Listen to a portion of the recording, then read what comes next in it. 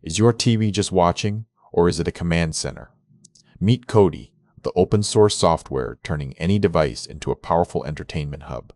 Today we dive deep into how it works and why it dominates home theater setups.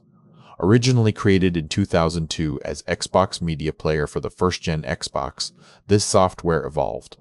Renamed XBMC and later Kodi in 2014, it is now a Kodi in 2014. It is now a free, open-source application developed by the nonprofit Kodi Foundation, available on 7 different operating systems. Kodi features a unique 10-foot user interface designed specifically for large screens and remote control usage.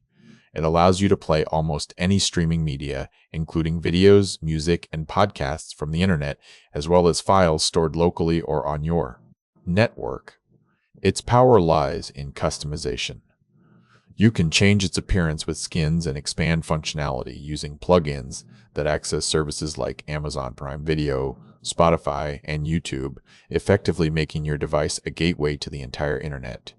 Advanced users can utilize its graphical front end for live television, receiving electronic program guides, and high-definition digital video recorder support to watch and record broadcasts directly from their device. However, the software has faced legal scrutiny. Third-party add-ons sometimes facilitate copyright infringement, leading the Kodi Foundation to actively ban piracy discussions and distance the project from unauthorized tools that violate media rights. From Raspberry Pi appliances to smart TVs, Kodi has grown into a multi-purpose technological convergence platform. It proves that with the right software, even simple hardware can become a sophisticated entertainment center. So there you have it. Kodi is the engine behind countless home theaters.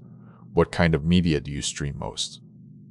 Let us know in the comments and subscribe for more tech deep dive.